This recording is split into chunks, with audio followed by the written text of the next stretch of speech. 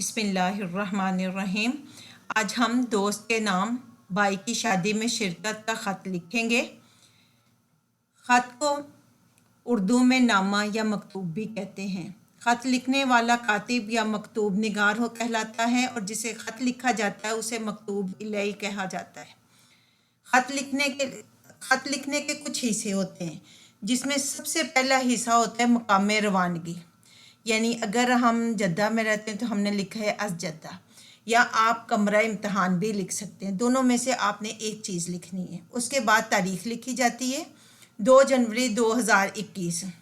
پھر جس کو ہم نے خط لکھنا ہوتا ہے اس کو القاب کے ساتھ پکارا جاتا ہے، میرے پیارے دوست علی۔ پھر آداب، السلام علیکم لکھ دیں یا آداب لکھ دیں، اس کے بعد استجابیہ نشان آئے گا۔ اس سے نیچے آپ نے لکھنا ہے نفس مضمون۔ نفس مضمون یہ خط کا اصلی اور مرکزی حصہ ہوتا ہے، یعنی جو کچھ مکتوب الیہ کو لکھا جاتا ہے اسے نفس مضمون کہتے ہیں۔ یہ حصہ بہت عمدہ، خوش خط اور مؤثر ہونا چاہیے، اور اس کو واضح ہونا چاہیے۔ میں یہاں خیریت سے ہوں، امید ہے کہ آپ بھی خیریت سے ہوں گے۔ آج میں نے ایک خوشخبری آپ کو سنانی ہے کہ میرے بڑے بھائی جان کی شادی 25 جنوری کو ہو رہی ہے۔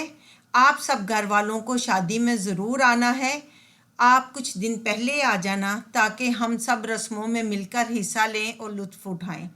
آپ اور آپ کے سب گھر والے شادی میں شریک ہو کر ہماری خوشیوں کو دوبالا کریں۔ گھر میں سب کو سلام دینا۔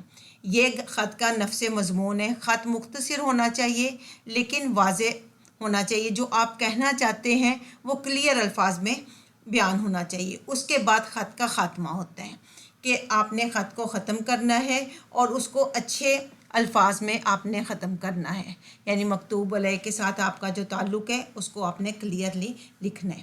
اور یہ بائیں طرف لکھا جائے گا والسلام، آپ کا مخلص دوست الف بے جیم، یا ادھر آپ اپنا نام لکھ سکتے ہیں۔ اور آپ نے اگر اپنی دوست یعنی لڑکی نے لکھنا ہے تو وہ سہیلی لکھ لے گی، اور لڑکے نے لکھنا ہے تو وہ دوست لکھے گا۔ امید ہے کہ آپ کو سمجھ آ گئی ہوگی۔ جزاک اللہ خیر۔